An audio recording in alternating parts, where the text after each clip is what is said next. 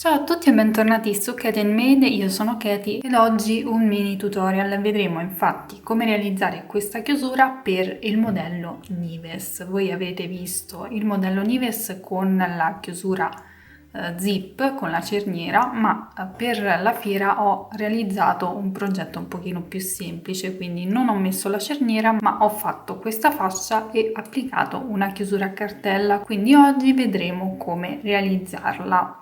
Alcune sapranno già come fare, però diciamo che io faccio tutorial anche per principianti, per chi si avvicina per la prima volta all'uncinetto, quindi ci può anche stare. Bando alle ciance e vediamo come realizzare una fascetta e applicare una chiusura a cartella, che tra l'altro l'ho applicata in una maniera diversa. Parlo principalmente per la parte applicata sul pannello, infatti non è collegata con le alette ma l'ho applicata in modo molto più semplice. Comunque vediamo come fare.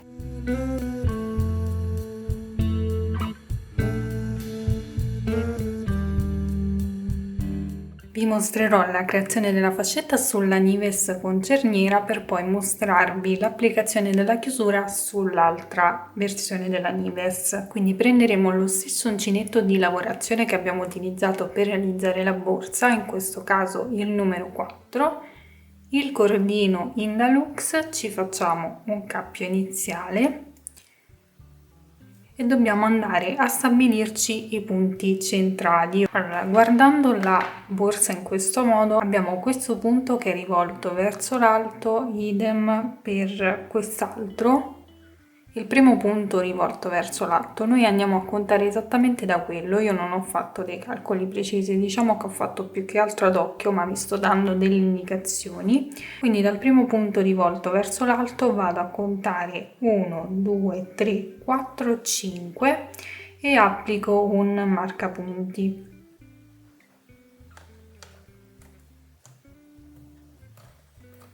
Faccio lo stesso anche sull'altro lato, quindi conto 1, 2, 3, 4 e 5 e applico un marcapunti. Mi sono rimasti 8 punti centrali che vanno comunque bene, verrà una bella fascia di chiusura. Quindi ora con lo stesso cordoncino mi tengo il filo sull'uncinetto, inserisco l'uncinetto nel punto successivo al marker. Diciamo che ho messo i marcapunti solo per capire dove devo partire con la lavorazione e dove devo terminare. Quindi ho inserito l'uncinetto e vado a lavorare la prima maglia bassa. Mi porto la codina dietro così la nascondo e procedo lavorando una maglia bassa per ogni punto successivo. Quindi in base a quanto vogliamo fare larga la nostra fascia andremo a lavorare più o meno maglie basse.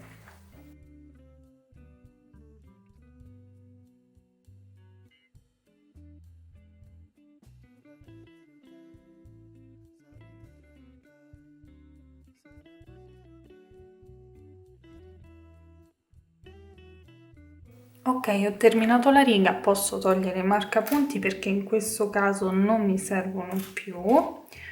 Volto il lavoro, faccio una catenella e procedo lavorando una maglia bassa per ogni punto sottostante.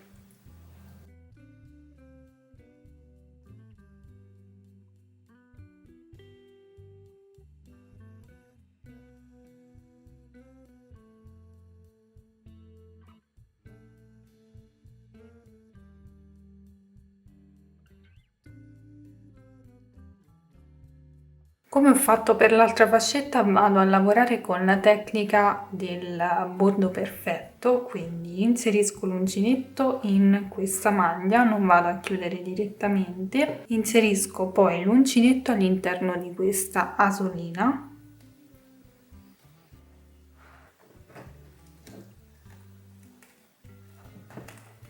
prendo il filo e vado a chiudere tutte le asole insieme. Dopodiché volto di nuovo il lavoro, faccio una catenella, procedo lavorando una maglia bassa per ogni punto sottostante,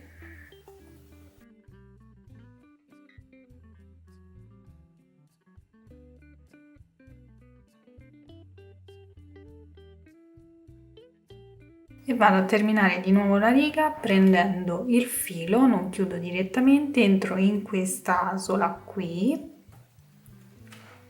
e poi vado a chiudere tutto insieme a maglia bassa. Quindi si procede in questo modo lavorando in righe di andata e ritorno a maglia bassa fino a raggiungere il numero di righe che trovate indicato qui in alto, comunque fino alla lunghezza che vi occorre. Una volta lavorata la fascia, in questo modo dovremo andare ad applicare la chiusura. Quindi per quanto riguarda la parte che va sul corpo borsa, io non ho fatto passare le alette all'interno perché la lavorazione è un po' spessa, quindi non riuscivo a piegare bene le alette. Cosa ho fatto quindi? Ora, siccome io l'ho già applicata, non vorrei andarla a risfilare per poi riapplicarla di nuovo, quindi cerco di farvi capire i passaggi che ho fatto. Allora, facciamo conto che questa chiusura sia questa parte, quindi ha le alette, no? Allora, cosa ho fatto io? Ho aperto le alette in questo modo, ho preso 2 fili di cordino, li ho fatti passare in questo modo, quindi ce li ho messi proprio in mezzo e ho chiuso le alette, le ho proprio sigillate, bloccando quindi il cordino all'interno in modo che non possa uscire. Dopodiché, una volta fatto questo procedimento, cosa ho fatto? Ho fatto passare i fili tra le maglie, quindi in questo modo potete anche capire il procedimento che ho utilizzato perché si vedono le alette piegate e si vede il cordino all'interno. Ho fatto passare il cordino all'interno della lavorazione e ora in modo molto grossolano e poco professionale l'ho annodato all'interno della borsa. Ora non fate caso a come l'ho annodato, questo a parte che è un campione, però devo andare poi a rifinire il tutto, quindi poi sarà tutto pulito. Quindi lo andate ad annodare per bene, magari una volta fatto passare anche il filo tra le maglie lo andate anche a bruciacchiare in modo da sigillare il tutto. Quindi questo per quanto riguarda questa parte, però se magari utilizzate un cordino più sottile e riuscite a far passare le alette, meglio. Però questo è un metodo che potete utilizzare per qualsiasi borsa. Mentre per l'altra parte è molto più semplice perché innanzitutto ha i dentini, quindi noi dobbiamo allargare un pochettino questa parte e dobbiamo poi andare a centrarla sulla fascia. Facciamo passare proprio la lavorazione all'interno, la facciamo entrare all'interno. Possiamo aiutarci anche o con un uncinetto o con un ago tira fettuccia. Quindi facciamo entrare la lavorazione all'interno. Basta fare entrare solo la prima riga di lavorazione, poi ci sono i dentini che si vanno ad inserire tra la lavorazione e resta tutto perfetto. Poi con l'aiuto di una pinza oppure con le mani andiamo a fare una pressione in modo da sigillare il tutto.